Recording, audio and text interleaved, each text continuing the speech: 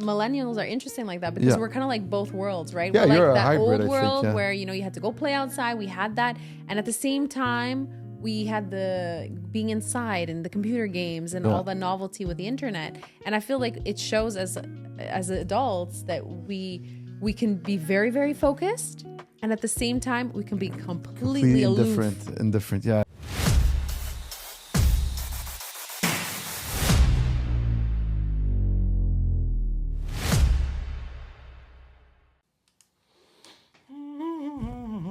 So what are we talking about? It's organized now. Yeah, I know. I'm impressed. I'm Yeah, he has a little timer. I haven't been here in a little while. I'm like, ooh. I got a little bit of stress from the little timer. No, it's just because I told him my bedtime's at 9:30. So yeah, me too. Yeah. Well, You too? Me too. I gotta be. oh yeah, I gotta I'm go. on a 36-hour fasting. 36. Yeah. Why? Why not? Why? Why I that heard long? there's a lot of benefits from it, so I'm trying it out. It's 36-12, 36-12. This is a very interesting type of fasting because for me, the max I heard was 24. No, there's this I can't 72. do it. I tried. I get depleted. Interesting. Depleted, it's in your head. I work physical. It doesn't matter. No, I trust me. I felt the difference. No, but what I do is I fast. I do because also alternative intermittent fasting. Yeah, That's the what I intermittent do. fasting. So I alternate because there's certain days because I can't if I fast for 2 days in a row and I was doing 16-8 or sometimes I would do 18-6. What happened was the third day, I just felt like I would hit a wall. I would just hit a wall every time, whether it was energy-wise? Yeah. But you can take supplements, you can take coffee, water. Yeah. It's just In your no. window. But I drink water. No. I would drink water and I would break my fast with something So quick. the basic of the fasting is for your insulin levels to stay at zero. Yeah. So That's it. nothing that has sugar. But Any that's it. carbs of any kind. No, that's want, it. You want to Black burn coffee, you want to nothing burn else. you want to burn through your sugar, your glucose supplement, so that you right. start tapping into your Yeah. fat for energy. That's what it is, right? So I Yes. was watching It's- this documentary about it, and they were talking about the different types of fasting, Mm-hmm. right? And now there's 3 different major types of fasting. So what happens is once you pass the 16, I think at 20 hours, Yep. then you get another level, right? Then Mm-hmm. you start tapping in other energies type of thing. And the 36 one, from what I understand, works wonders for inflammation, Yeah, it does. your gut. Yep. And actually, there's research now. It's not fully concluded, but it's actually very good for cancer. Really? Sure. Because it has no sugar to feed on, right? Anything. So automatically, your body goes and attacks the stranger cells and cleans them out. That's interesting. I'd like to. So the struggle is the last time I did one, not to this. Well, it was 56 hours, the maximum I did. Wow. It's only the first 24 hours that's hard. The longest I've ever did was the 3-day, like purely water. That's 72 hours. Yeah, it was. But I was in a completely different state of physical health and all that. Uh-huh. But I remember one of the things that I remember was the clarity.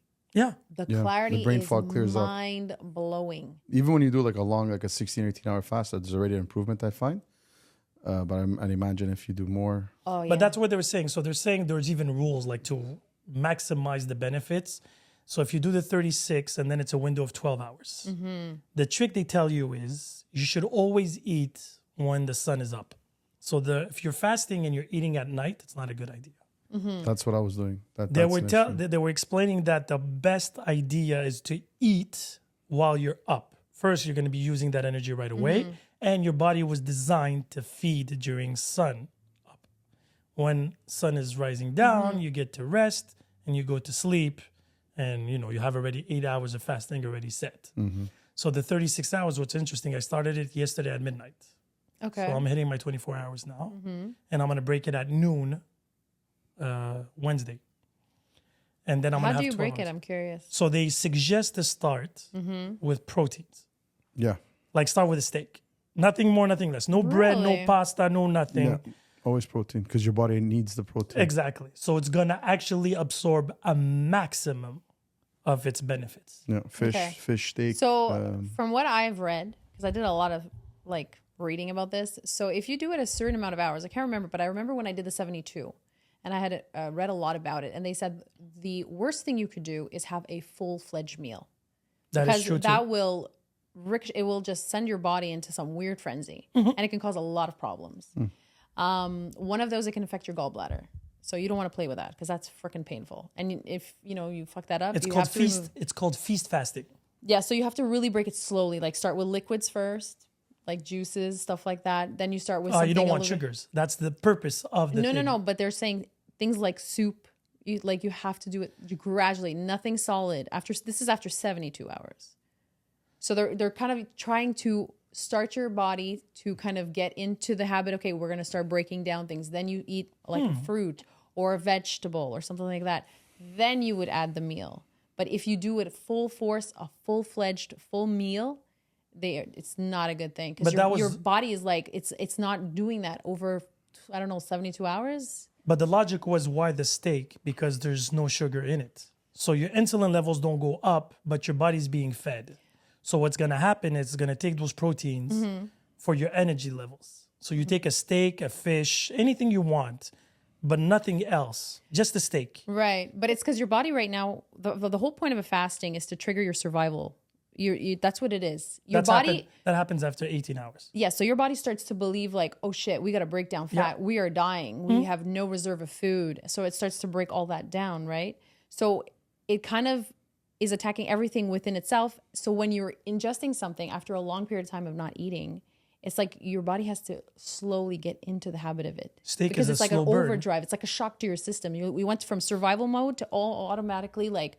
That's why when you see people that are starving in those, it's movies and stuff like, but it's actually true. And you eat a lot and then you throw up. It's because it's a shock to your system. It's just too much. But the nuance here is eat a lot and what you eat. So even in the cavemen, they would hunt and eat meat directly. And they wouldn't eat every 6 hours. Exactly. And what would happen was steak is a slow digestion food. Yes, takes it's a very lot of time. heavy. It's very But it's heavy depending on the quantity now you eat. I'm not saying to eat. But I would imagine No, when no, your, but when red your meat in stomach is itself- empty, the enzymes that are in your stomach will just Decompose digest it that. right away. Yeah. So what red it meat is, is already very hard to digest. It's very hard to digest already. Red meats, it's pretty heavy on the stomach. You know, now I'm going to say something because obviously we're talking about fasting. I find that, and I'm not saying fasting is a fad, although it kind of is. It is. But everything's evolving every year. I think that's like my brother lost, I think 30 pounds with fasting in a matter of me too. That's what had happened. Not anymore. A matter of 2 months, so like a matter of 8 weeks, 6 to 8 weeks, he was down. The thing is he started playing, and I don't know if it's because maybe he thought that he was lighter and he was more fit than he thought he was. He started getting injuries because he plays soccer quite a bit. He started getting injuries. Just ran like quad pulls and hamstring pulls, and so I don't know if it's the body's not used to the rapid. No, it's not. Weight loss? It's actually unhealthy. but there's the food too that comes into it, right? Because you're fasting, that means you're not eating. But then once you're eating, if you're eating chips, Yeah, it's not good. Obviously. it's not going to be good neither. No, I think you need to have a good diet regardless. If you want to be Exactly. healthy, you need the a healthy diet. the healthy way to lose weight is a pound a week. That is what is recommended for no Ozempic. slow, healthy, natural weight loss. But you cannot if And vice versa, to gain, you can't. They say it's 10% of your body weight in 1 year. damn. I don't think you can gain more than that. Or else what happens? No. Well, You're obese. I think if, it cause a lot of problems. No. Yeah, I'm saying your muscle blood wise, like sugar for and bodybuilders, stuff like that. right? I mean, a lot of people they could only gain 10%. So if you weigh 200 pounds and you want to bulk up, you're lean already. You technically can't surpass. You can maybe, if with the use of supplements and everything else. But that's why people that are on steroids or PEDs, they have this rapid weight gain, and that's why you could almost tell if it was naturally gained or not. Yeah, but that's why they have all these guys on steroids now are having heart problems. Heart problems, yeah, there's a lot of problems. Because the heart can't pump to that amount of muscle now all of a sudden. Yeah, all of a sudden. Well, Because it's a it's muscle. gaining- It's it's not gaining good. too much. Yeah. Yeah, the PDs just wreak havoc. Even if they're designer, even if they're like not just testosterone, but your body's supposed to be. It's a shrine. At the end of the day, if you treat it properly, That's right. like You can't starve it's it got to be. either. It's an engine. It's a car. It's a vehicle. It's a vehicle. Would you that try Ozempic if you had access to No, it? not Ozempic. I would probably, in hindsight, and I'm going to say this out in public, when I was playing my playing days, I probably back then in the 90s there wasn't very safe PEDs. There's a lot of side effects. Cancer Yeah, of is course written all there over is. the place. There's a lot. But with the designer ones today, the test, I'd probably try if I was playing to get a contract in something in hindsight. To It's so maximize funny. your. It's just so funny hearing about this medication. I've known of it for so many Yeah, like years. tests. But it's there's for so no many different out there, reasons, though. EPO. Yeah, with a lot of people, it's for diabetes, no? Yeah, it's for people with Ozempic, diabetes, yeah. But it's- people who are obese. Well, it's a diabetes medication. It is. That's it. Originally, it was that. It is. It is. It still is. But there's like celebrities still on is. it. It's like this fat thing, but it's not. $500 It's not good for you. a syringe. Yeah, but it's not good Yeah, for yeah. you. Did Unless you you actually see it at work? We have it at work. Yeah. Oh, you have it? Oh, yeah? Of course. They're injections. Yeah. And do people come and show like, can we? No, Purchase, no. You need a prescription for that from a doctor. It's not. So my mom has diabetes. Yeah. She could have it. She could if she If it's wants prescribed. to. It's got to be prescribed. Yeah. But then again, if you watch, I'm like, pretty No, I would do a cycle of maybe what is it? One injection every day? No, it can't be a day. No, be it every depends. No, some of them it's once a week. Some are every. So I'll do a month, 500 a pop. That's yeah, I two know, but how much G's. can you like? You I don't know put what that it in is. your stomach. It suppresses your appetite. Is that what it does? That's I don't it. know what it does. Yeah, it does. It does do It's that. like smoking cigarettes again. I never smoked. That's the thing. joking. I should maybe start. But there's a lot of side joking. effects to that. No, So smoking's it's not good. really And worth it. I'm convinced vaping is not any better. It's not worth it if you're not Vaping is diabetic. nice. To be very honest, I think it's a really Well, bad. tell trend. that to all the celebrities. I know, but it's a really bad trend. It'll catch up to them eventually because it's. No, if you maintain it, No, if you but hold, there is side effects. There's like apparently it wreaks havoc on your liver. There's Of quite course, a few. these are injectables. Everything is injectable. This is like pure into your stream. Like it's heavy on the liver. That's why do people as are the tested every Italians 4 do, months. Just go for a walk after every meal and just yeah, because Italians not are a known to joke. be healthy. well, Hey man, what are you talking about? People in Pasta Italy? lovers. Italians here. Yeah. Yeah, no, but Italians in there. Europe. It's, One of my but- friends, he went to Italy for like I don't know how many weeks. He comes back. I'm like, what the fuck? You lost weight? He's like, yeah, over there it's you healthy. eat, We you, walk you everywhere. Eat, but I everything's was like, fresh. Everything's sustainable. Yeah, and yeah, you no. walk everywhere. No, that's true. And that's all you have to do. Like, you know what? If you get your steps in, I don't think it sound very old and mature what I'm saying, but if you get your steps in, if you get your 10,000 steps in, hey man, it's gonna help. It's But gonna it's for show. winters And, here. and again, I don't. I want to. I just walk when I'm at work, and it's, I don't know if I get my 10,000 steps. I do get a lot of steps in, but it's not like I'm counting my steps. I'm like, oh, I'm home. It's 9:30 at night. Let me go out for. Are you a eating 20-minute well? run. I'm eating so. With the new company, there's been a lot of stress that came with it. So I'm a stress eater, okay. and I'm a comfort stress eater. So I need to be satisfied. So it's very. I eat something that's satiable. Like it's very. Like it could be like I'm not saying I have hot dogs and poutine every day. Absolutely not. I don't. But I do tend to eat out a lot. Restaurants, Okay. which is not always the best, but it's not always the worst. I think it's better than eating McDonald's. But I try and balance. But I recently started cooking a little bit more, like food prep, cooking for the kids a bit more because at one point, just no time. It's like Uber or it's this or it's that. Yeah. But your options become so Limited. limited, right? And we're always in a rush. It's been insane. It is insane. It's the type of lifestyle that we live and we choose. Is it good? No. Is it sustainable? No. Like you can't crash and burn. At one point, if you continue going at a high pace, you're just gonna crash and burn, right? No, but we're at an age too that we cannot follow our rhythm at that point. If we're eating badly, Catches up to us quicker. No, yeah? but because I remember when we were young, especially people that did a lot of sports, we could eat a poutine, do 20 million things, and go Of and course, run 'cause like you nothing burn was. right through it. That's yeah. it. Now today, if I eat something bad, I feel it for a couple of hours. No. I'm like, I A should couple have of never hours, not too had bad. this. gallbladder. I'm very selective with my bad food. The What does that mean? Like if I had like bad food, let's say on a Saturday night, like late at night, because we're out for a drink. What's okay, bad food already? Well, junk food, So like burgers and hot dogs. burgers, fast food, McDonald's. Like I think it's I don't know why people find burgers. Well, it depends what kind of burgers. depends what, right? Like if you do a burger at home, Oh, but that's a minced meat. different. That's It's not minced junk meat. food. No, absolutely no. not. I don't Okay. count. All Any, right. Good protein, any type of home yeah. cooking, like even French fries at home, when I make for the kids, I make fries. I put them in the air fryer. They're not bad for you. But it's like a tablespoon of olive oil. It's not really bad for you, so that's fine. And I do cook that stuff at home. It's just like going out to not necessarily McDonald's with the kids that once every few weeks. Yeah, you know. So if I knew I had McDonald's, I try not to go back to back, or like I'll try not to have it for the whole week, right? Once in a while. But the thing is when you're like I'm alone half of the time, right? And sometimes those are the worst times. I don't feel like cooking for one, and I love to cook. That's the thing, like. And when I cook, my kids are like, "Oh, Dad, it's so good. Cook it again, cook it again." So when with them, I make the effort to cook. But when I'm alone, You're like, meh. like I'll do a pasta carbonara for one because you can make pasta for one. It's not that bad. I do it for the week. When I'm alone, I just fill in a I Tupperware and I eat the understand. same Okay, thing okay. every day. Yeah, I can't do Because that. I'm too lazy. I can't do it. I can't. That's the thing. So I'm a very selective. I'm not a picky eater. I'll eat anything. You're a bougie But I'm a eater. very selective eater. I don't like eating leftovers. I don't like eating the Really? same thing One twice. day, Yeah. I think. I feel like leftover pastas Yeah, if you taste put it in, better. if you put it in the frying pan, absolutely, yeah. Taste better than the day of. Yeah, but like, Because the sauce is all everything absorbed. is I know kind of- coming like my grandmother's gonna roll on her grave if I'm gonna say this, but I barely cook pasta at home. I cook it once a week for the kids and that's it. And maybe when they're with their mom, she'll do it once a week, and then maybe the grandparents another third time. But we don't eat a lot of pasta in my house. Like not because I don't like it. And then when I do cook pasta, it's fresh pasta. I don't buy boxed pasta anymore, bag pasta, because it's easier to digest. So and the sauces are usually either fresh, make something on the spot, but I don't cook it every day. And you know what? It's if you cook 100 grams of pasta or 80 grams of pasta every day as a meal, it's actually not bad for you. No. It's not a lot. It's not a lot. So it's when you start getting seconds, taking 2-3 plates of pasta, Yeah.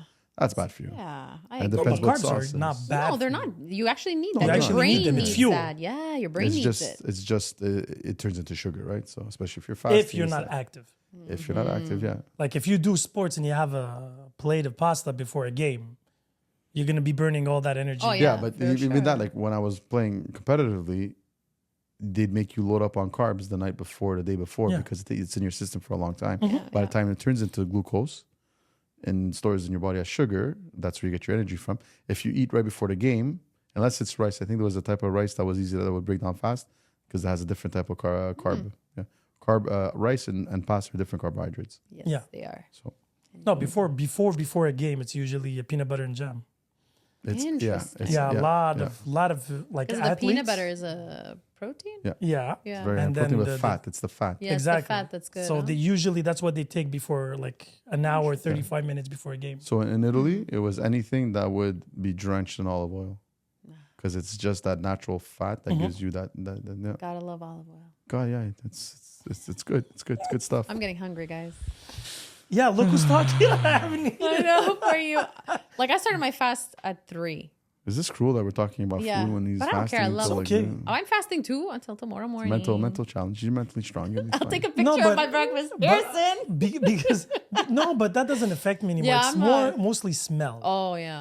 That Sometimes kills. when I get to work and they're cooking, Oh shit. and I'm like, holy shit, I go and take a walk. Guys, need if, some it, fresh if it air. makes you feel any better, I also need anything all day. I usually that. So my fast is a bad fast. I'm finding out.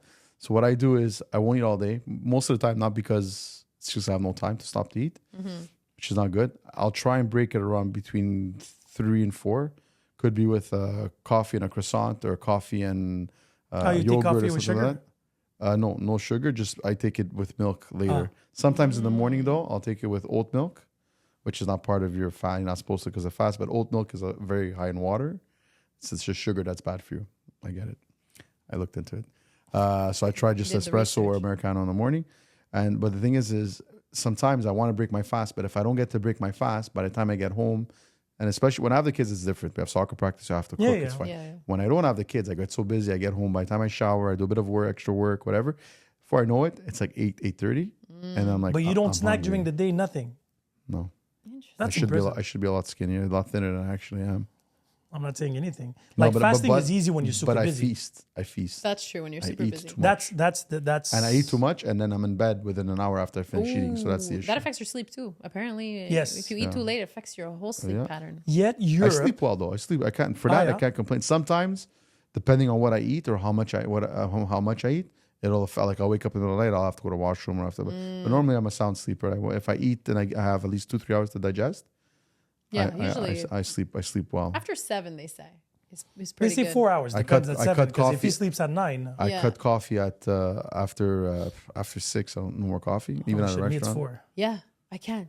After I 3, cut coffee. after 3, but I used to forget have, it. I used to have a coffee every night after I would eat, whether it would be 5, 6, Little 8. espresso? My 10. mom takes coffee before going to bed. Yeah. But if it's an espresso and you're used to it, I mean, it's not No, that no, much no, see, caffeine. She takes a Cafe au lait. Oh yeah, Yeah. Every night. but if before you get going used bed. to it, it's not a. That's interesting. It's the percolated coffee that has a lot of caffeine. No, the only time I have issues is when I have games at night. Right? Yeah, I play but soccer on the Mondays. adrenaline.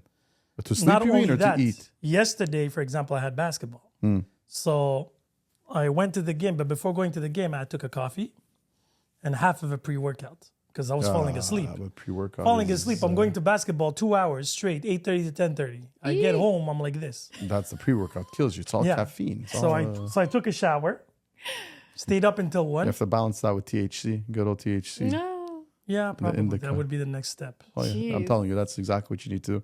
I'd go play hockey at 9. I stopped playing this year because it was just too late, and I'm up at 5:30. I'm up. So with the hockey, was Sundays at 9. So by the time we finish and get out of the shower, it's like 10:30, 10:45. Actually, 10:45. It was far in West Island. So by the time I get home, it's like 11:15, 11:30, and I'm wired. Yeah. Because the thing about hockey or any other sport, but like when you're on, it's Yeah, intense for that's like a right. minute or two, and then you're off.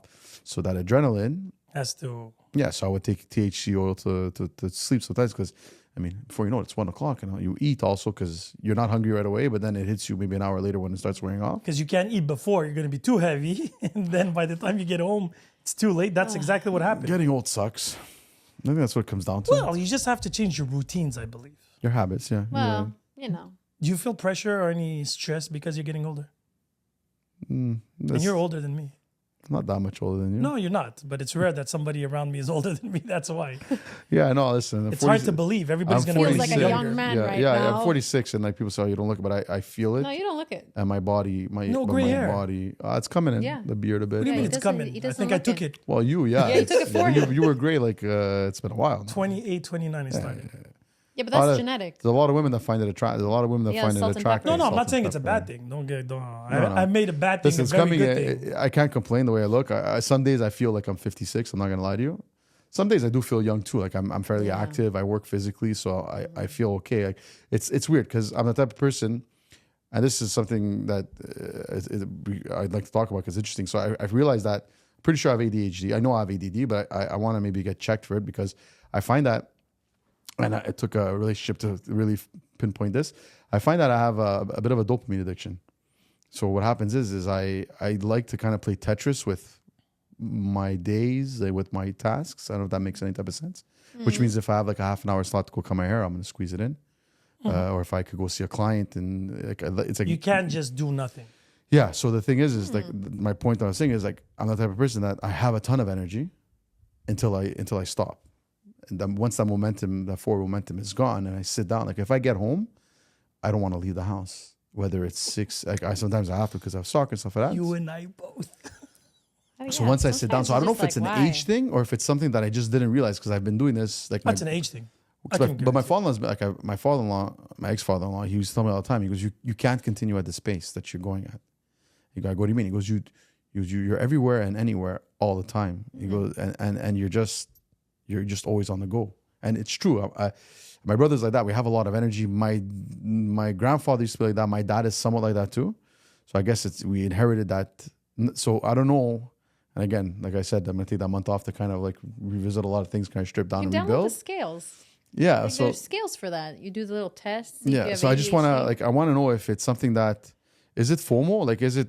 I do this because I'm afraid of death, and I just want to get as much done Could be. in life as Are you possible. restless? You Do just feel don't like to restless? waste time. I'm restless until I'm not. I'm restless until I call it quits. Like if I'm home, I'm not restless. I could stay home for like a No, weekend but sometimes. that's the thing. So he keeps busy. If he's out and about, might as well maximize whatever you're doing. yeah, That's literally my life. But then once I'm home, yeah, I could shut it off. Like, and then I I'll just shut it off, and I shut it my off phone. completely. Oh yeah, I I shut off my go- phone. So you guys go from like 0 to 100. Yeah, yeah. It's Yeah, very to 100 to drastic. 0. Like 0 to 100 fast. I'll do a and then million from- things in one day, Yeah. and then I'll be like, this weekend. I'm starting to think it's not healthy.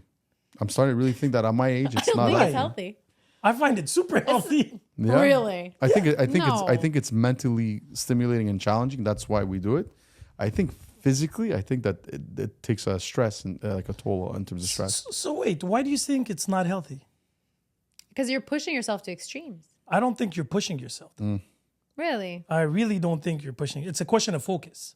Because it's not balanced. Yeah, I know, Because if but it was balanced, It you is would- balanced. But Yeah, but no, because being- you're saying it's one or the other. Either I do everything or I do nothing at all. So the issue here is you're saying it's not balanced because you're focused on 1 or 2 days. But if you look at a month period, it's extremely balanced.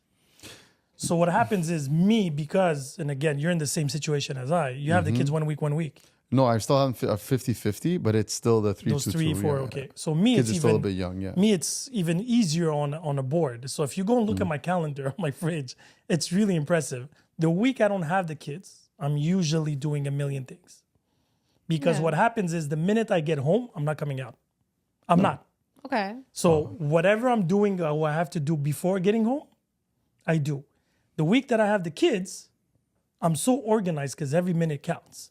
I have to go to work, then I come back, pick them up. I'm coaching them. Every minute counts. Every minute but counts. the thing is, do you? And sorry to interrupt you. Do you get disappointed when something throws off your minutes? I get frustrated. I'm starting to get frustrated. This is not. I don't. I think roll. this is more OCD. Yeah, I have both. Like I have a bit of OCD. Yeah. So because we don't, me and you, we don't have the same type of work, first and foremost. And my job is extremely flexible, meaning that I can finish work at noon if I want to. Yeah. So my old company when I had was like that. Now with the company that I bought, because it's a new venture. Yeah. I have to be there and available 24/7. Yeah. You know. So yes, and it was. But even when I had my own time, I would, whether it was personal and I want to take an afternoon off, I would take an afternoon off and I'd say, okay, well, I have an afternoon off. I'm going to go do 2 hours of cycling. And I would time myself like, okay, But that's I'm a hobby. leave. It's okay. No, I know. But Yeah. obviously it's good for you. But I'm the type of person that would say, okay, I have, let's say from 1 to, I got to pick up the kids or I got to be somewhere at 5, right? I'll say with 1 to 5, I'll say, okay, like my list, I do to-do lists and between 1 and 1:30, I'm doing this. Between 1:30 and 3, I'm traveling. When I'm traveling, I'm going to make these calls here. Like it's, You're it's organized. broken. Yeah, but the thing is sometimes it becomes, I take on too much. I think that's No, what the the issue would be if you're not able to follow your to-do lists, then it affects you.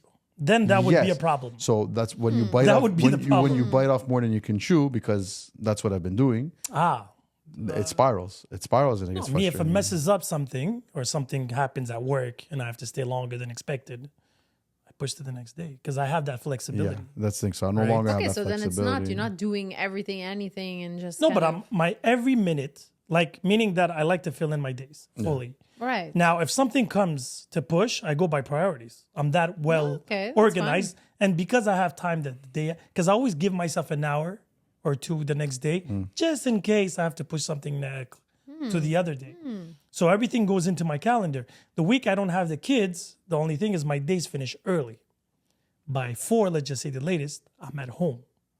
Home Right. and PJs, the house is clean. And then I'm just... Are you more productive when you guys have your kids, or What do you mean? like when you have your productive in kids? Do you terms feel of- like you're more into like that organized, like frame of Well, mind? I try Like when you're I trying have. to get everything done, like at the same time, and you're more lax when you don't have your I'm kids. I'm same organized both. The only thing is my days are more full with the kids. Right, Yeah, but do you there's feel more differently, stuff. like from one week to the next? Like, Come is again? do you feel differently? Like, is there a different? Well, the thing No. is, I find I try as much as possible because it's hard to be, especially when you have a lot going on. I try to be present. I mean, so I would say since I bought the company, my biggest fault in the past year since I've had it was I'm not as present as I should be. But not just with my kids, in a lot, like even in, I'll have conversations or on the phone or I'll have conversations with somebody and I find myself checking out a lot before because I already start thinking of my next task. So that's where, that's where. So you're not living the moment. Yeah, so I'm having trouble being present because of the little hamster And that's that's in constant? my head. Not all the time, but more often than not. So I'm trying to figure that out. So I started meditating a little bit. It's been helping a little bit. But How do you meditate? it's guided. It's very hard for me to sit down for 10 minutes. So I do guided meditation with an app called Headspace. And it does between 3 and then after 3 you graduate to 5 minutes and you could do 10, but again, I'm like, I can't do it. I can't. Like in my mind, I'm like, I can't do 10 minutes of this, even if it's in the morning. For 10 minutes. No, I know, but like still what I'll an do sometimes if, accomplishment. even can't if I do that. have, but That's that's 10 the, minutes more than me. but if You sometimes, got none. if I have 10 minutes in between clients or between jobs, or whatever, and I arrive somewhere early, I will literally put it on and I'll do it because I hadn't done it that day. I don't do it more than once a day. And it kind of helps a little bit, but I think it's that. And I think with the kids, to answer your question, is I try and be as present as possible. So that's why, but I mean, between both of them, there's 8 soccer practices and games a week. Oh my goodness. Yeah. I had to stop coaching. I couldn't. I just couldn't. No, but it is the fact. 8 times, and I'm still there. So this year, I was seeing some of this summer. So what I would try and do is not go to practice and maybe miss a game every now and then. So I would spend time with my girlfriend, and it was fine because at the same time, like you can't always be there as much as you want to. Right. But then you feel a little bit of guilt. You feel a little bit of this. Oh, you I'm scored not a even goal, there. I missed for it. that. I thought about this. It's funny that you've actually mentioned it. Even if I would want to have a girlfriend today, I wouldn't have the time for it. So that's I wouldn't. So that's exactly like what it is with and again, not to talk about her, but with my ex-girlfriend, they say like you always meet somebody when when you don't expect it, and it was really that. And she kept on telling me like, you don't have time for me. Like that was the argument. Like you don't have time for me. No, but me, it's a fact. If you look at my schedule, it is. The thing is you try and look at my schedule. Think about it. I coach twice a week. Sorry. Oh my I play basketball and soccer. And my son has 2 other extra practices that I have to drop him off in De Montagne every day. So that's already 6 days a week. Yeah. Add to that, I didn't even go to the gym yet. I didn't go to work yet. And whatever, meet friends, even seeing friends. So now it helps that I don't like people. So that simplified everything. No, I know. So that's the thing. So that's why, like, not to bring up Sahar, like monk mode is where I'm like pretty much heading to again this winter, and that's exactly what I did. And it's good. You hibernate. I don't like to cuff. I'd rather just go out it alone and just be alone That I could and prioritize things. But you're right. I mean, me too. At one point is 8 practices between the both of them because they're both in competitive soccer. So it's 4 times. So 3 practices, two club practices, 1 team practice plus a game on the weekend. Then there's a tournament once a month at least. So I'm gone for the weekend, and it's like, and then that's not even school. That's just driving to the camp, picking them up at camp, which takes quite a bit of time. And then that's no family time. I didn't cycle once this year. I didn't go out once when I have a $10,000 bike. I haven't used it once this year.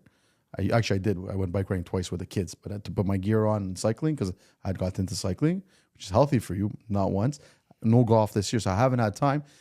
And, then you have to factor in that whether I have the kids or not, I'm still working about minimum 10 hours a day, 10 to 12 hours a day. There's just no time. Like, there's no time. And you keep on trying to trick yourself. So, but So what's your plan here, though?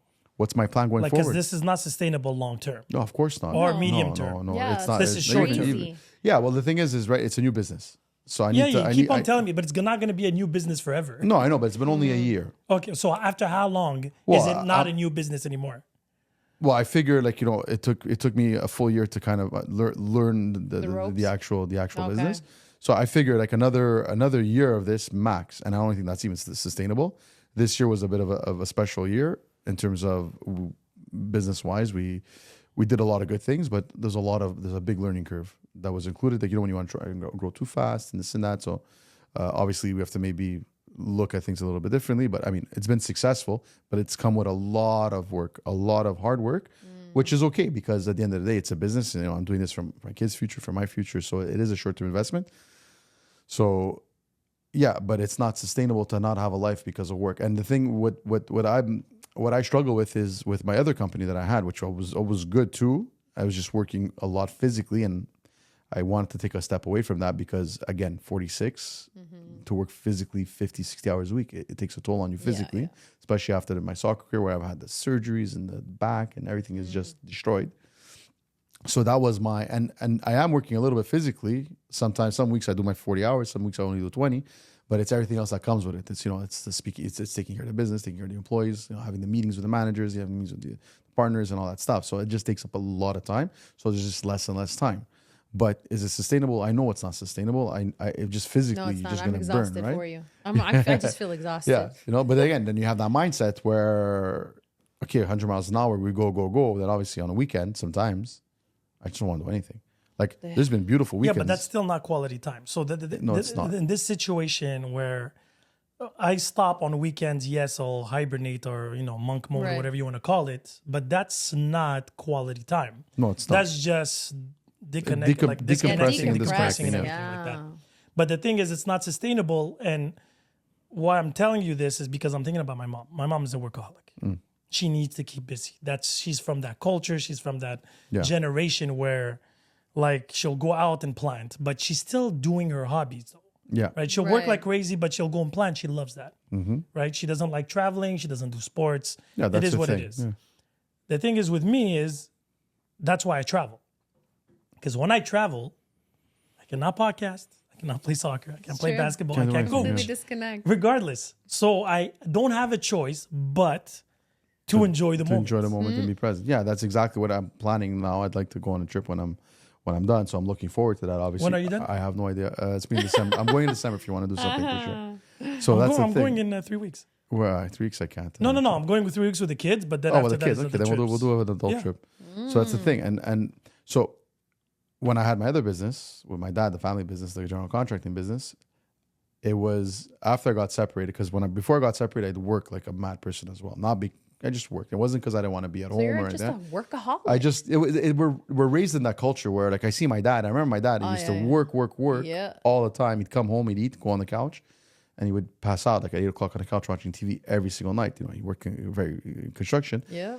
And he never missed one of my practices or my brother's practices. He drove us to every practice, every game. Like, it was a lot.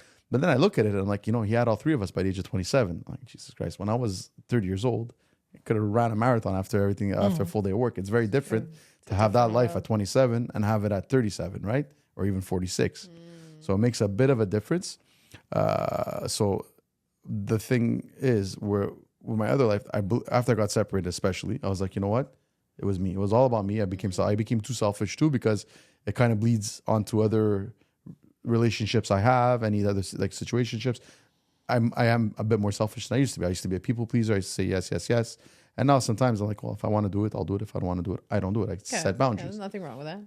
Yeah, but it's a fine line, right? When you setting boundaries and being selfish, it's a line that you could sometimes cross over very easily.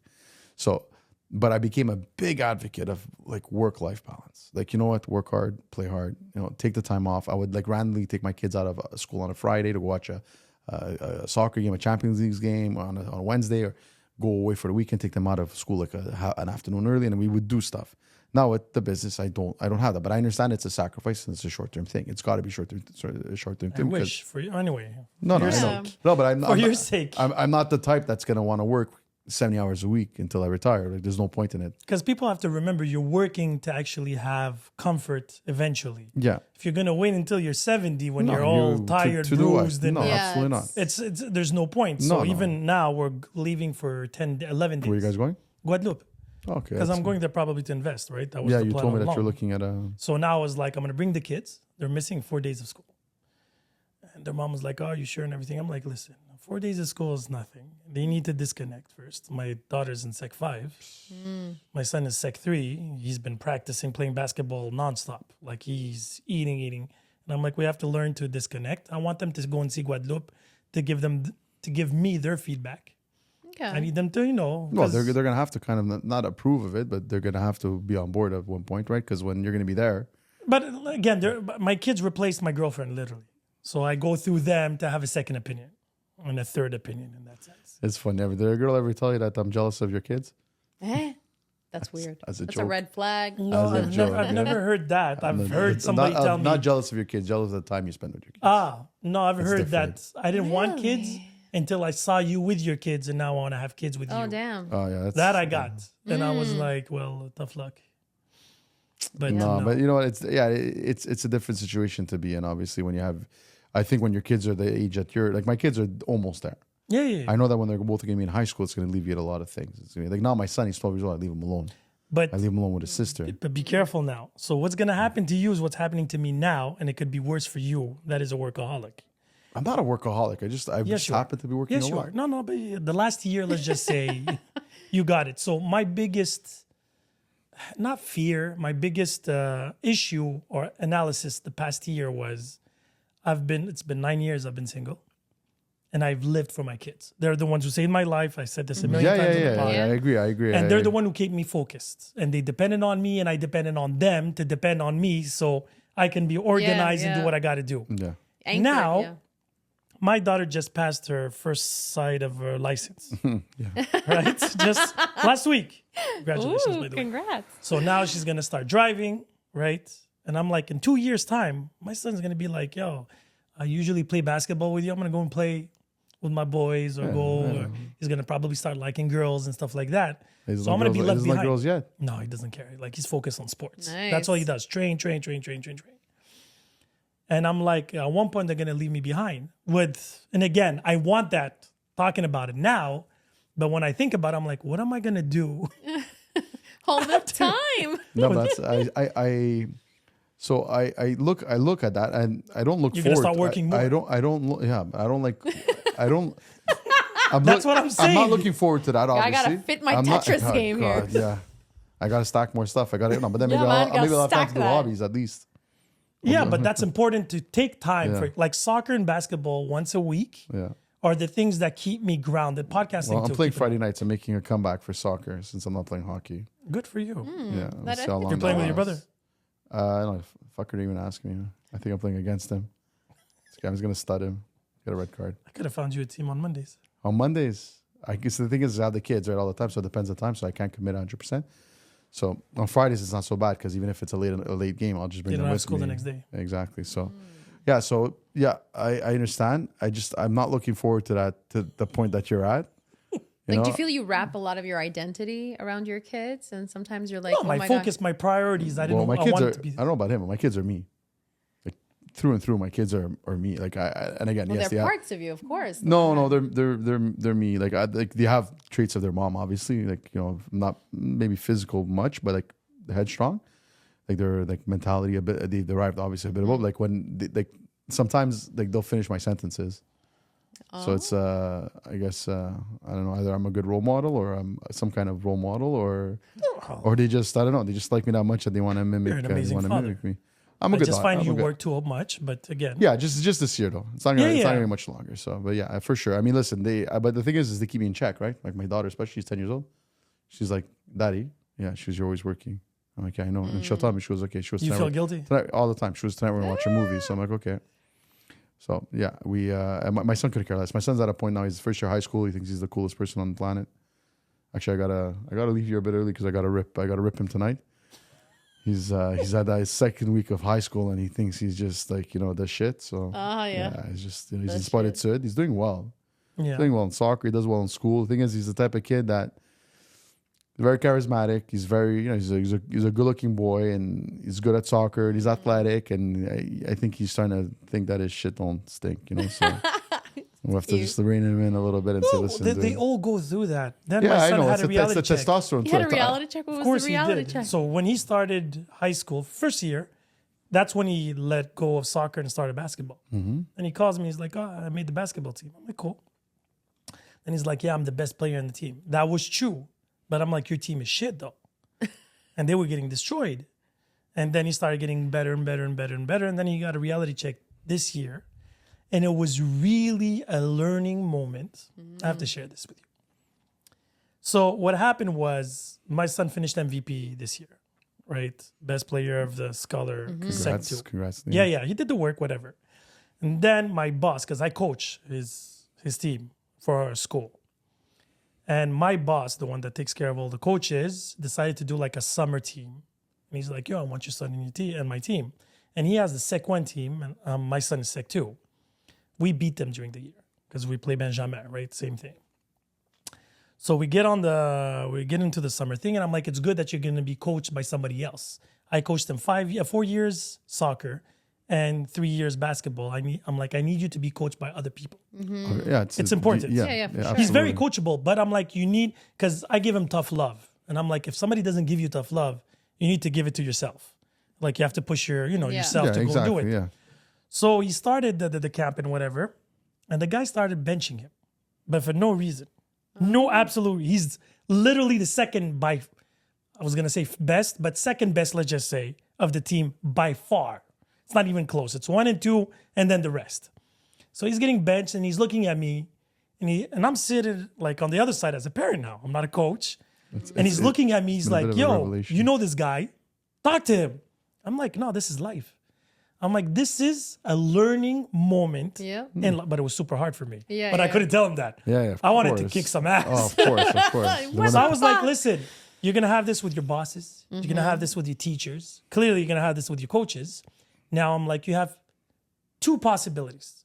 You can whine and cry and complain and be a victim, or you can work hard, and every occasion he gives you, even if he gives you a minute, seize the moment. do it what you got. And there was a moment, honestly, it was super hard. I almost threw a chair. I'll be very, I kid you It's not. hard when you cross the line on the other side. It's difficult to watch. Sometimes like they're benched for like no reason, or yeah. they're No, benched he for a reason. played a hell of a move, scores, benches him right away. He's like, that wasn't the play. But this is basketball, like soccer. They're at a level where you have to let them be creative.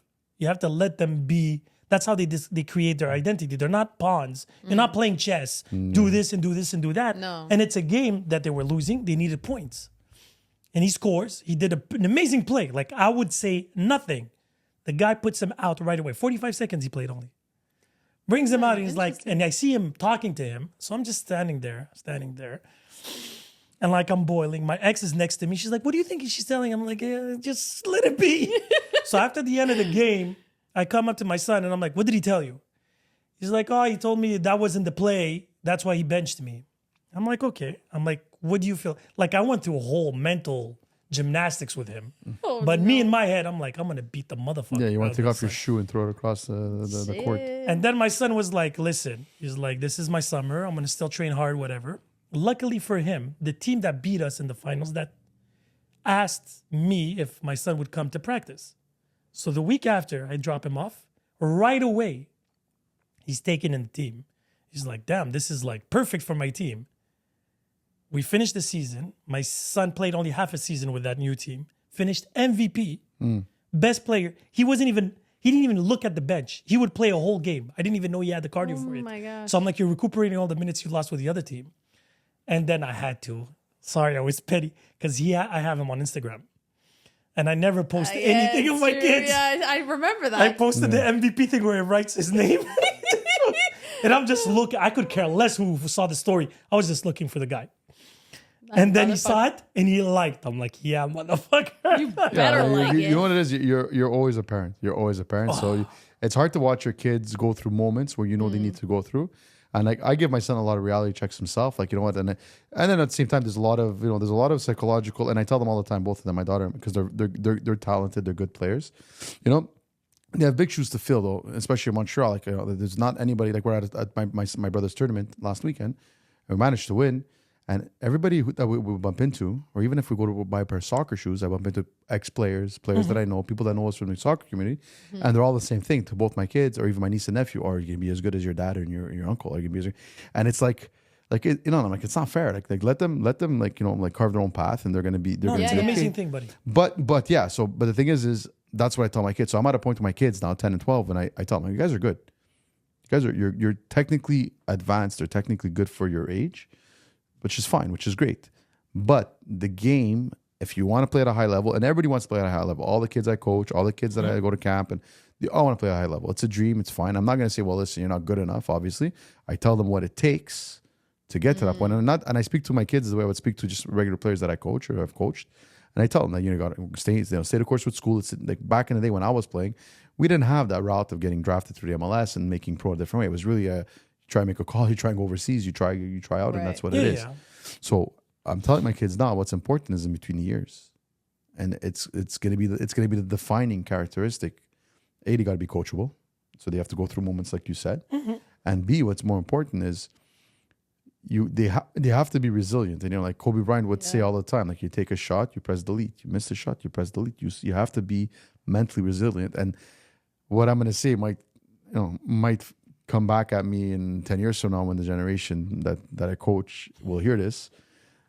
But today's generation, the generation of kids that we're coaching today are very soft compared to, not all, I am categorizing and generalizing, compared to when we were coming up, and even the older guys that we came up with. It was a very, very cutthroat environment.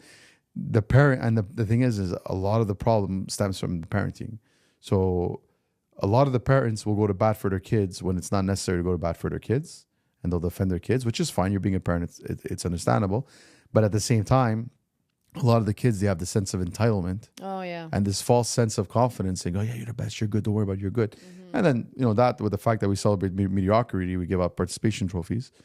It's not a good environment it's not a good competitive environment for our kids to thrive in, especially if they want to play at a high level going forward. Yeah. I mean, you know, you still hear stories of Brazilians and Africans where they literally come from the slums, and they would literally kill to get even just a tryout or a look. For an opportunity. So, you know, and again, it's to our kids' detriment. And that's why when these kids and parents come up to you and say, oh, you know what, you know, you gone to Italy, your brother played pro, and what do you think? What do you think? And it's like you don't want to be harsh, but like I think your kid should just play for fun. And well, they're 7 years old, right? So they're for fun. Make them enjoy it. It's like relax. And like don't live vicariously through them, and don't look at them as a pension, because a lot of kids look, but a lot of parents look at their kids in hockey and in soccer as a pension. Interesting. It's oh yeah, my or kid's their gonna dreams sign. that they couldn't have is That's crazy. I didn't even think of that. And it's a lot of pressure on kids. And what happens is, and you see it more often than not, is a kid's gonna hit 15, 16 years old. They're gonna see how hard it gets, where it's every day. Like my son's in Spotted Soot, and I tell him all the time, like, dude, your grades slip, you're out. And when you're out, forget about it. You're done. What do you mean I'm done? I'm like, you're done.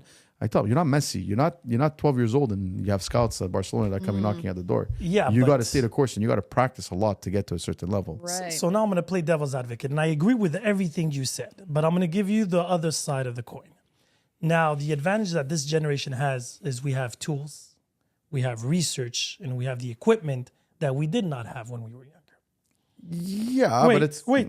Go. So the thing is, I'm going through exactly what you just said with my son. So we did a couple of tournaments this summer.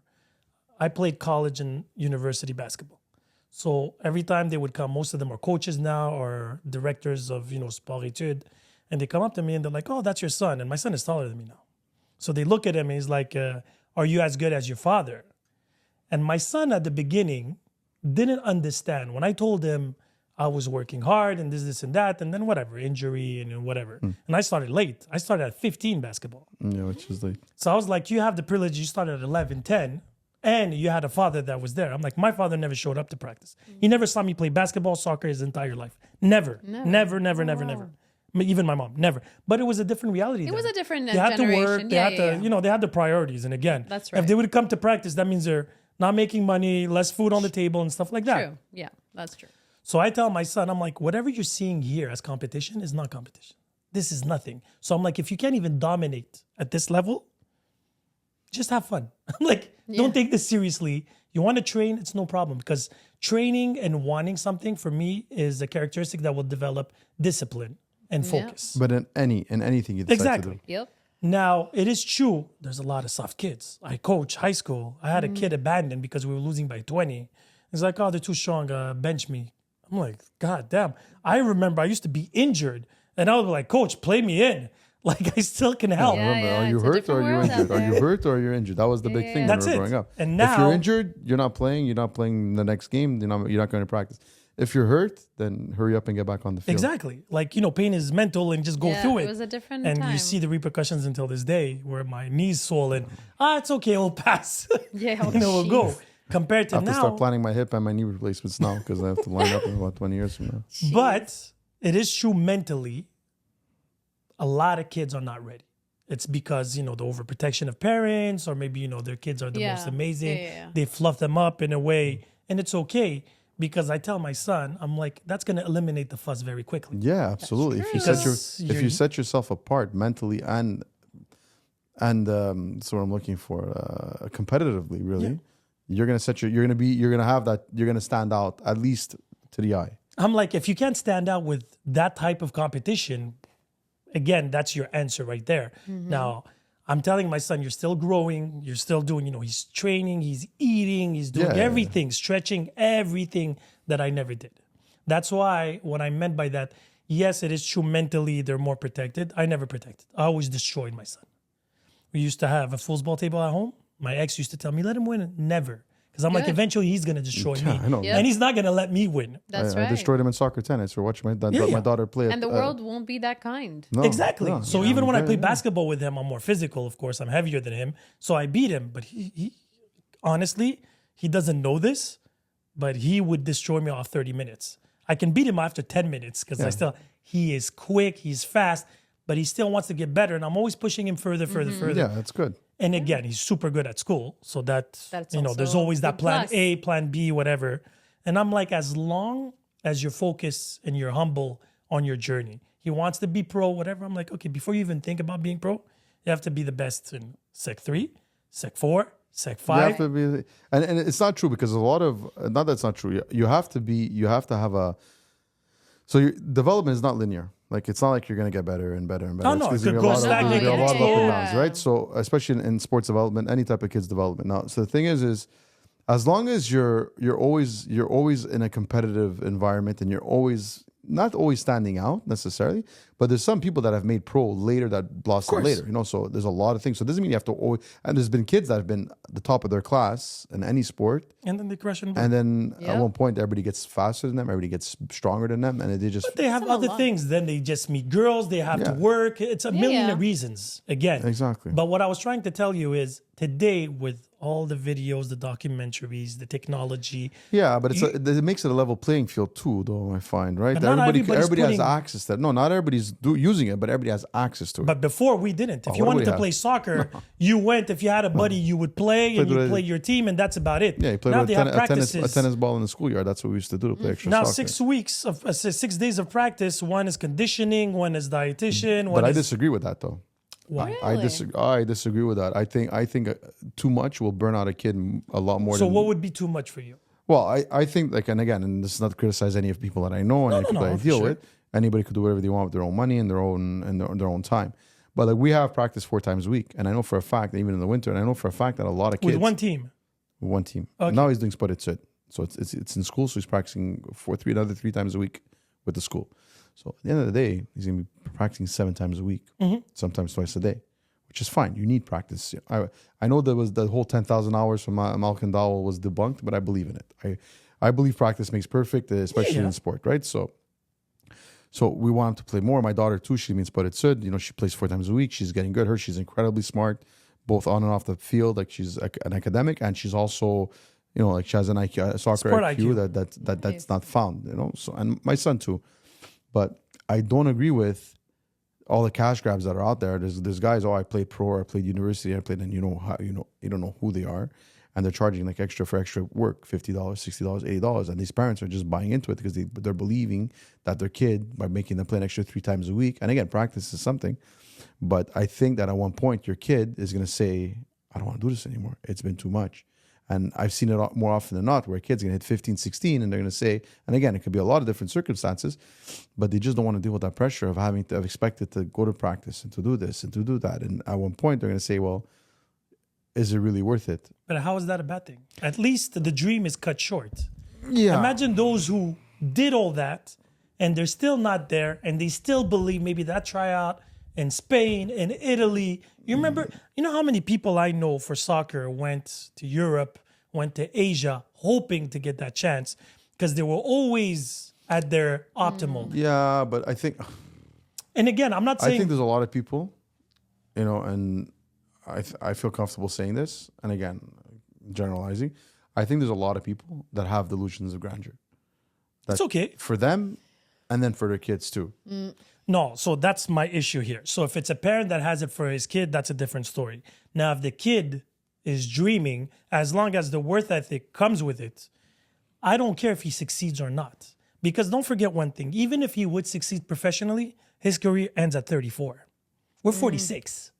And this is something I realized when I had Ali, Ria, Radwan, and other ex-players from L'Impact. And I was like, it must be mentally crazy, even your brother, where you're a star, you're known, people are screaming your name, people are showing up to your games and everything. And then at 34, it's all done. It's over. No, but a lot of them get depressed. Exactly. A lot of them go through depression. But me, I was like, at 34, I was striving. This is where I started picking up steam. Yeah.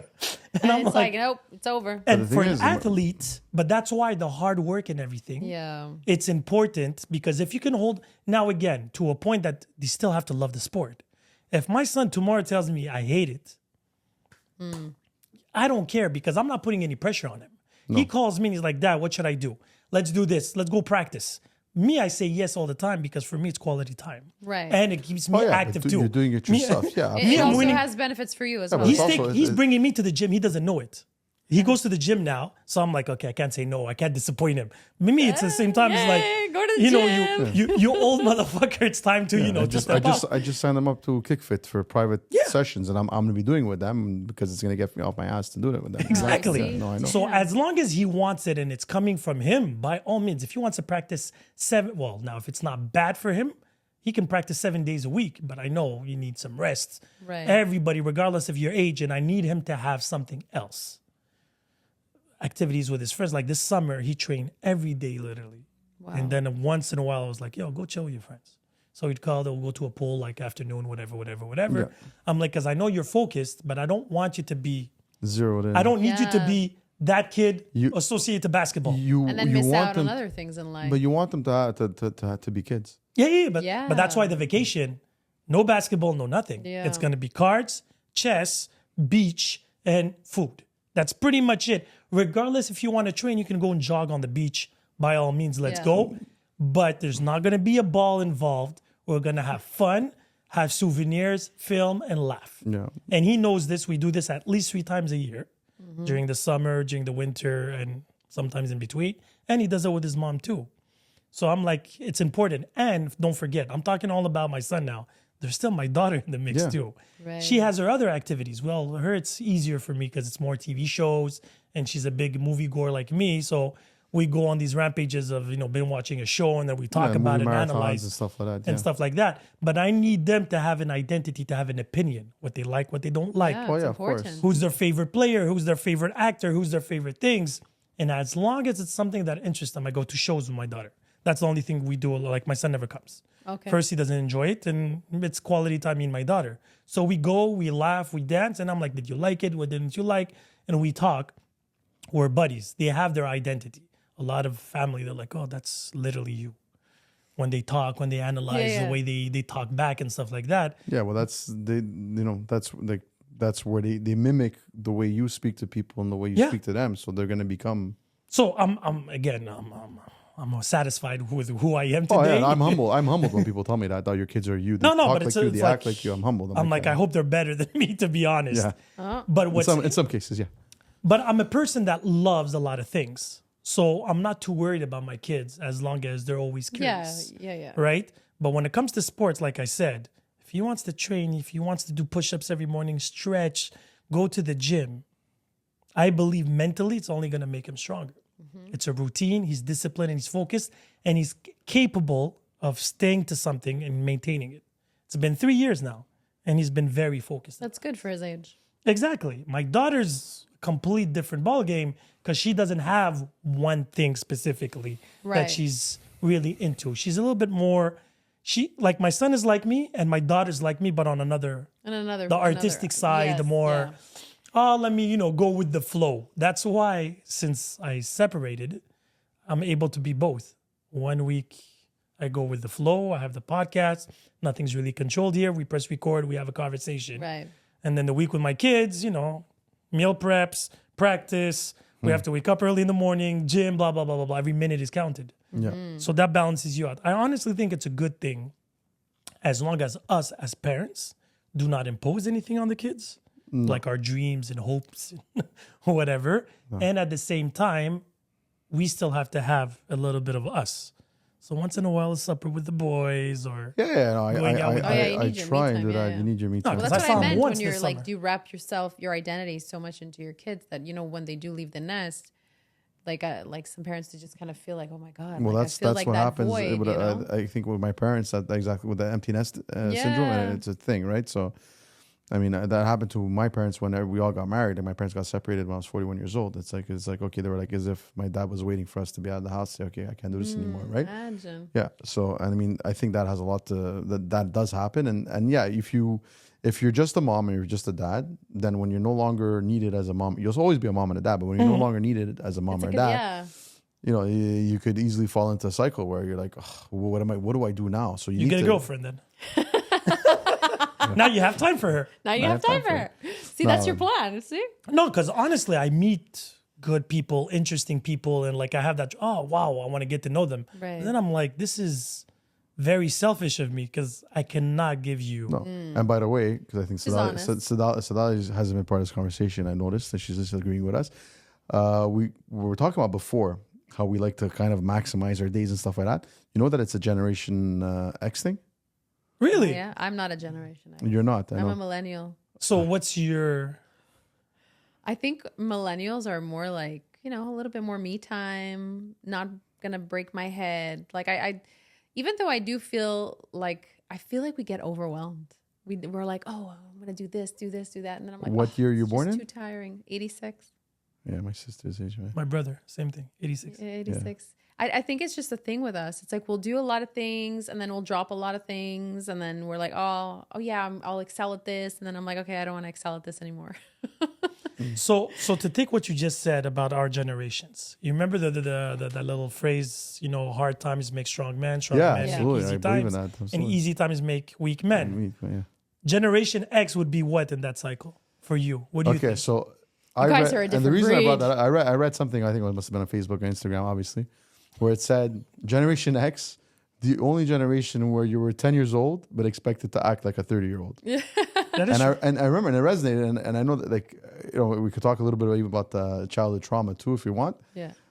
Like I when I think back, it was literally that, because my mom had me, then almost 4 years later, I had my brother, and then 7 years after, I had my so my mom would always say, and I realized this as I got older, as I became a parent, oh, but Phil, it was like he was able to do anything at a young age. He was on his own at a young age.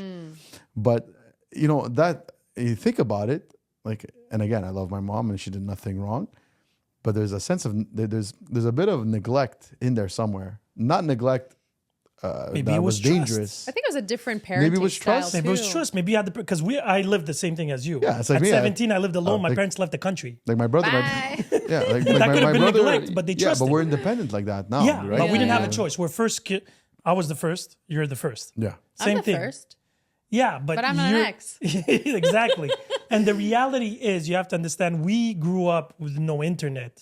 Yeah. When internet came in, we were already end of high school or college. Yeah. I think that's why I think millennials it are was very first year bizarre CJIP like when that. I was trying to download a page. Yeah, but that's what I'm saying. So we grew up as our identity was outside, you know, fighting, we had defending we yourself. had to find things to keep us busy. Exactly. But I think that's why And millennials are very weren't paid interesting attention. like that like, too. What's that? Like millennials are interesting like that because Yeah. we're kind of like both worlds, right? Yeah, we're you're a like that hybrid, I old think, world yeah. where, you know, you had to go play outside. We had that. And at the same time, we had the being inside and the computer games and all the novelty with the internet. And I feel like it shows as adults that we can be very, very focused. And at the same time, we can be completely aloof. indifferent. Yeah, I Completely. and see then that. the new generation is called what now? What's it called? Z? Is it the Z? There's Gen Zs. Gen Yeah, So Z. the Gen yeah, Zs Gen are Zs. overwhelmed by anything now. Yeah. My Like you kids, just- my kids were 'Cause it's like talking. you we're see having it. this because we have these types of discussions. That's why I brought it up. And my kids were saying that they're the same part of the same generation. They're generation Yeah, there's another one. It's No, so they're back to A now. So it's Alpha. Alpha, it's a A. They're back to beta. the letter A. That's cray-cray. So that's our kids' generation. yeah. But between our kids and there's the Gen Z, the Zs that stayed a good 20 years. It was like long generation. Yeah, a long good 20 generation. years. Yeah. And they're like the ones that are in their 20s now and early 30s.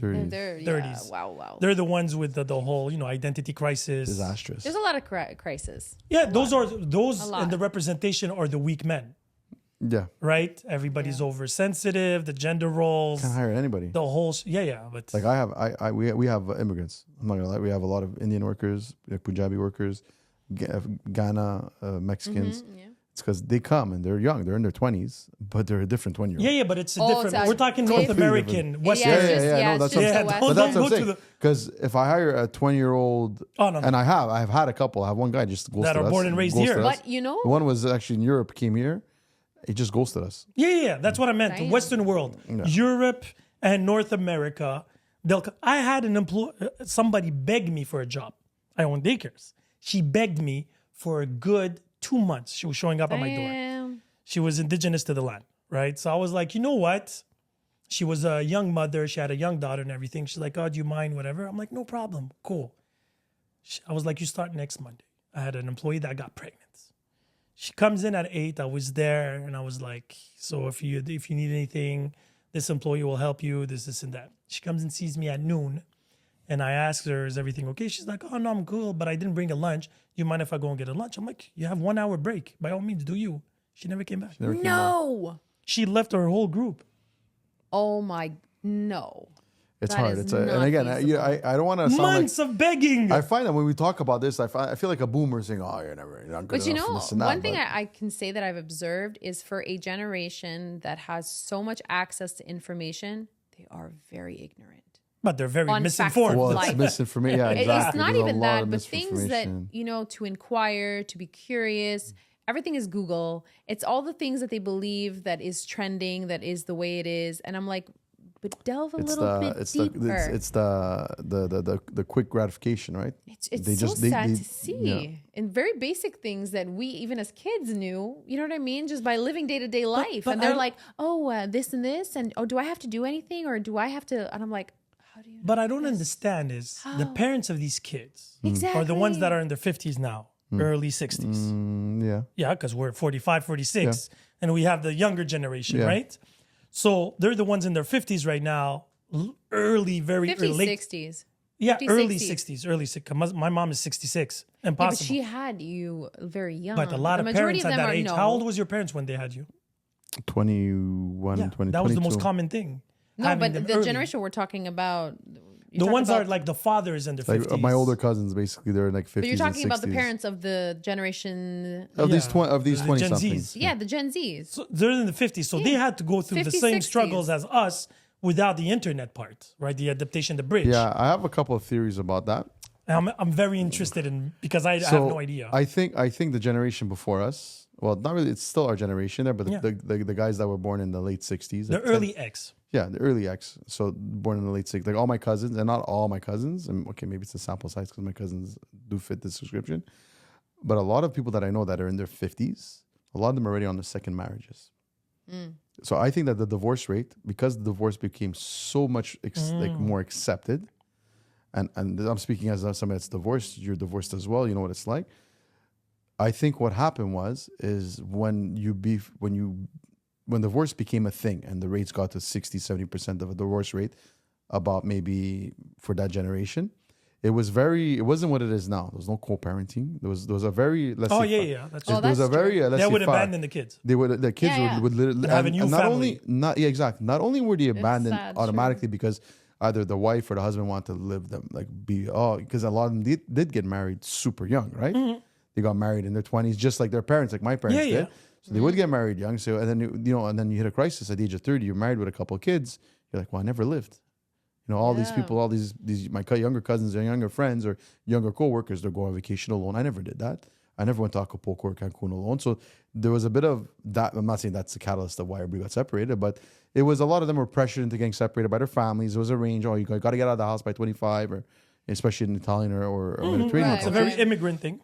So I think what happened was the kids were pretty much abandoned, and not that they were orphaned, but they were kind of like, well, I'm going to work on myself, and you figure it out, and I'll be there. And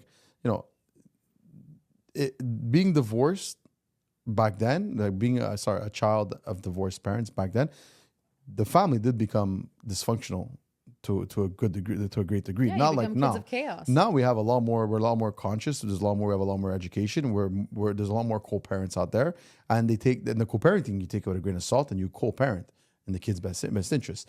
I know for a fact, with my experiences with people that I know, when they got separated back then, and I want to say back then, 10 years prior to my generation, there was a power struggle. Your mom's this, your dad's this, your dad, and Yeah, there was that hate. So there was that hatred. The So War of the Roses. so you can't really blame a lot of these kids where they're in their late 20s and 30s now, where they don't have that solid ground. They don't have that, like that footing. So even maybe. add to that, a lot Like, of parents again, that it's just a co-parented, theory. Like but even those who co-parented were talking so much shit about each other. Oh, yeah, it wasn't and they co-pa- would just buy peace with their kids. You want this? Here's a PlayStation. Here's your second PlayStation. It wasn't co-parenting. It was using their kids as pawns. Exactly. For power struggles. No, that I right? agree. That I seen that a lot more with people a little bit And it still older than happens us. today, Yeah. by the way. Still Yeah, our yeah, it does generation exist. This happened, I'm right? just saying it was probably more common in that sense. Well, because nobody knew how to be divorced. There you go. Nobody knew how to be Nobody divorced. knew That's how to. true, too. it's- There was that's- no being divorced. Like, It's like, now, what? if you get, How do if we you get do divorced, this? How do I become two no, you have parents? mediators. You have the whole manual of how to do it. because yeah, it was no, taboo. but now you get now even with technology, they didn't have the technology that we had just 10, 15 years ago. Like now, you get separated. Okay, well, you go through whatever your process, or you grieve however you want to grieve, if it is in fact grieving. When you get over yourself, or you get over the situation, because you realize it's not about you, it's just something that happens. Yeah.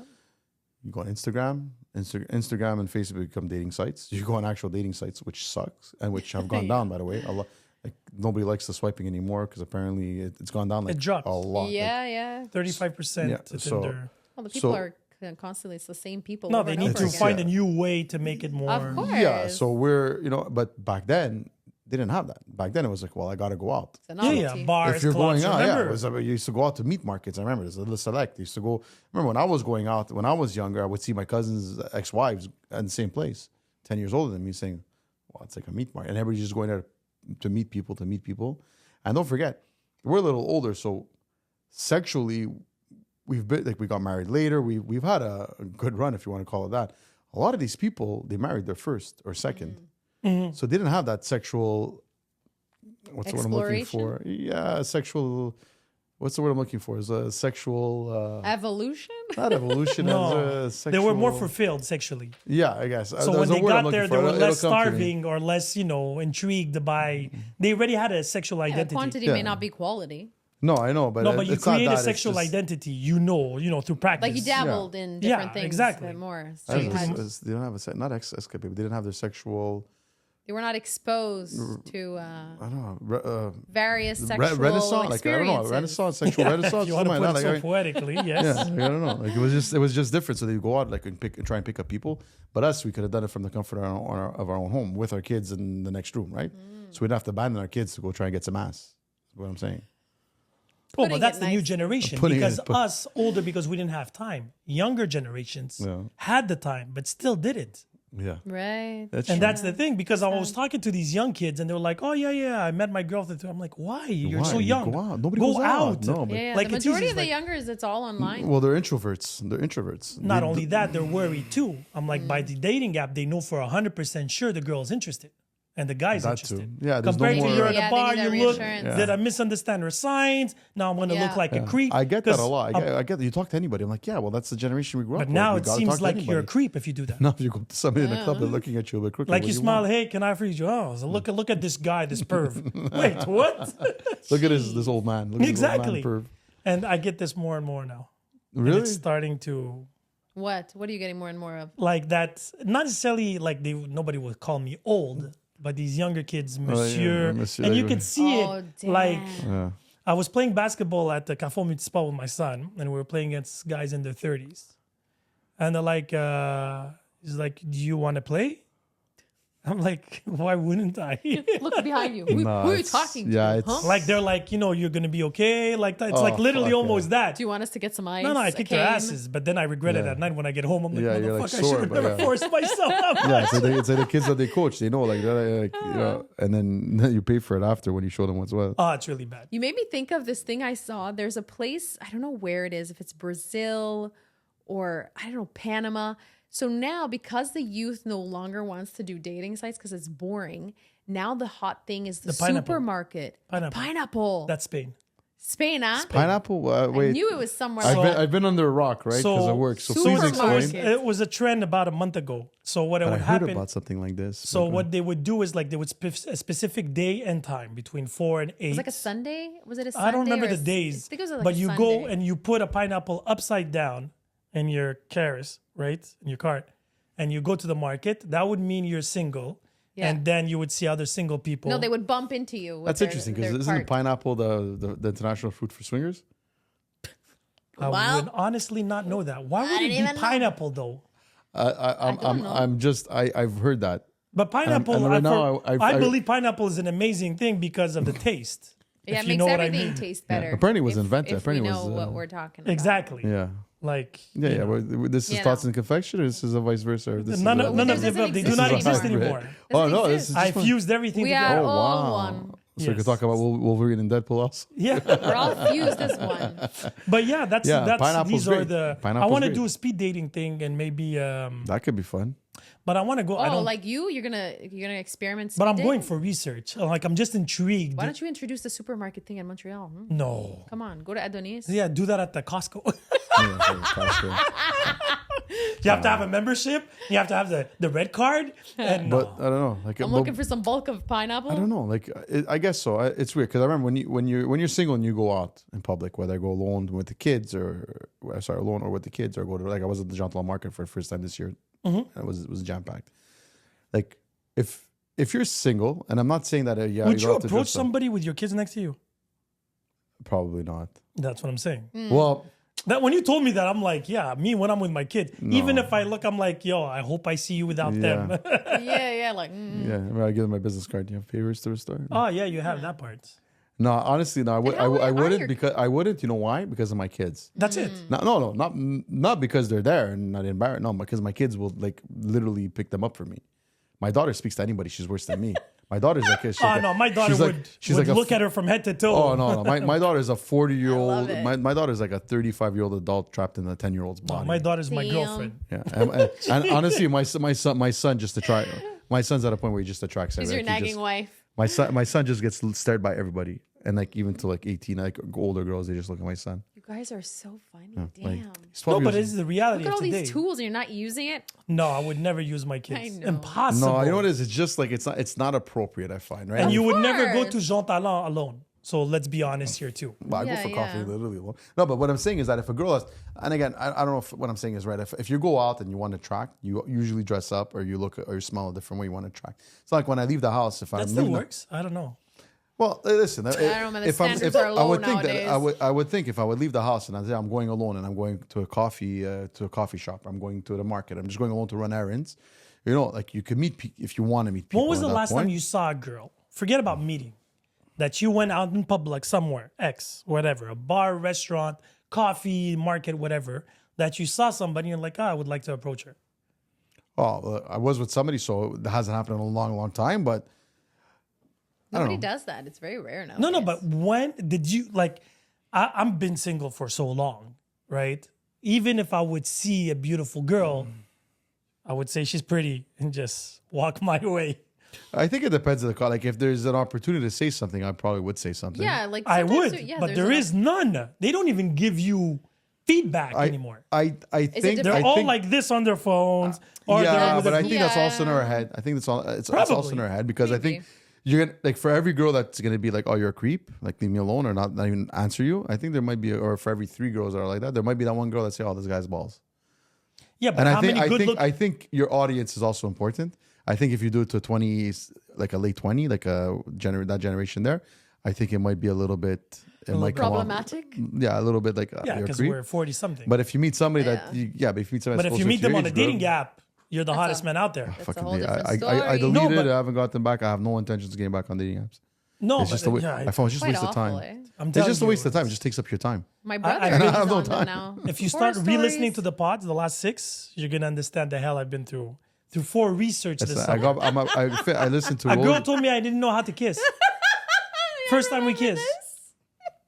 Yeah, exactly. about See that face that you did? emasculating. But again, my point being is, regardless, 20s, 30s, even early 40s, let's just say, it's really the situation on how you meet them.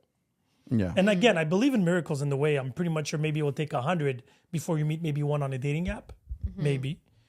In public, like the only people I usually meet is through the pod. Yeah, I see. They see, they like, they follow, and we start talking, and then you build up from there maybe. Saints Yeah, and no, Sinners I- is a dating app. It's not a dating app. It's just people are like, oh, no, because it's more safe for women too, keep Oh, in yeah, mind. yeah. They see the character Yeah, every it's week, different. and they It's- pretty much have... It doesn't have the set So of that- expectations. So I think that's a very interesting thing that you bring up. I think girls, and there's a lot of reasons why, and I say women more than men in this case. I think there's a big. I think there's a lot of guys out there that really ruined a gentleman's reputation. If that Yes, says Yeah, anything. 100%. Like Women rather be with a bear than a man in the woods. yeah. yeah, so I think Metaphorically. there's a lot of people out there that just don't know how to behave, and I think porn has a lot to do with it too. How people Yes. watch Yeah, porn yeah. and they That say, is "Oh, this true. is how That this is is bad, this yeah. like False like, expectations. yeah." So I think that there's a lot of things that I think basically the internet's to blame more than anything else. It's not just porn because porn really blew up with the internet, and they go hand in hand. So I think it's that. I think a lot of guys have ruined it because if you go up, like I talk to everybody, I flirt with cashiers, whether they're 60 years old or they're 30 years old, like. I'll call them But like do you that. We'll flirt with chit-chat. the intention to meet, or you flirt just because you're charming? I Because just you're charming. sometimes honestly, and again, when I'm dating with somebody, I'm not doing that. But when I'm not, it's for me. It's I guess it's two things. I It's like how he's twofold. always putting that out there. Nobody's believing you're a No, cheater, no, buddy. no, Relax. I know, I'm not true. But You're I a mean, good guy. I think it's twofold. I think the flirting Swipe is right. as I get older, the flirting is is because I am friendly and I've always Becoming spoken to old, like anybody. those old men that's always flirting with everybody. Yeah, but I think I realize why they do that. Why? Because sometimes when I flirt with somebody and I manage to make them smile, I'm not saying I'm flirting to get a number. Right? Yeah, you're just to like, make them happy. Make them happy, make their day, whatever, make their day. Okay, that's So you're really, secretly really, still a people really, pleaser. really God complex of me to make their day, but you know what I mean? But sometimes it's like, oh, I still got it. See? So it is an ego thing. And I think that's why these old men, they flirt with these young girls just to flirt with these young girls. And they get away with it. You know, like you could be with a waitress and you can make them smile and like, oh, okay, she's 20 something years old. You can't be a man without an ego. It's what men are about. Yeah. Ego. I think it's so. Your ego. But it's funny because we did this. I went for lunch with a good friend of mine Sunday. Yeah, it was yesterday, right? Or Monday today. Yeah, that's right. I think we're getting old. That's okay. No, it's okay. So I went to your house. Thursday. I went to your house to record this podcast. So that's where my mind but we is. usually do it on Thursday. Yeah, so I no, even had a because- moment too. I was like, wait. Indeed. And like it was me and my guy friend, and the waiter was a man, and we started joking with him. And he was like, oh shit, this is new. Like it's rare that clients actually talk to It's to the people. It's nuts. And Everybody's it's not necessarily about flirting. I would say it's just for that human touch. Yeah. of We course. exist. I see you. You know, I hope you're having a good day. We make a couple of good jokes and we move on. So I tell the office I work. I got 7 ladies that work for us part time. You know, they just happen to be all women. They're great at what they do. And sometimes I get the calls, right? They want to talk to the owner. This client's unhappy. There's a callback. There's this or that. And we have an on-running gag is that people just want to be hugged. No, that is definitely. Even if it's a virtual hug by just admitting, okay, yes, we'll come back. Like people just want to be hugged, and physically probably even more because either they weren't hugged as children, unfortunately, or they're just like life is shitty sometimes. Like, you just need a hug, or you just need somebody to like. I got clients that call me sometimes. They're just venting. And then I'm like, okay, yeah, we'll be there tomorrow. Okay, I'll come by tomorrow, check it out. Like, and they're just venting. It's because people are just, I don't want to say unhappy, but they're starved. Yeah, and I think the pandemic, and I was speaking to, who was I speaking to about this? Because yes, I do have a bit of a life. Speaking to somebody, I don't remember where, and I think the pandemic, and more than the pandemic, the lockdowns, the curfew, it really had an effect. It really had an effect on us as on society, because people don't want to be bothered. People are afraid to talk to people. People don't even want to talk to people. That's true. And it's sad because we're getting less and less human, and then that could spin off into a whole different conversation. But when it comes to AI and everything else, right? But there's no more, like you said, there's no more human touch. Damn. So I think people do appreciate it when it happens, and maybe that's why I flirt with old cashiers. I don't know, or maybe. I don't know. And on that note.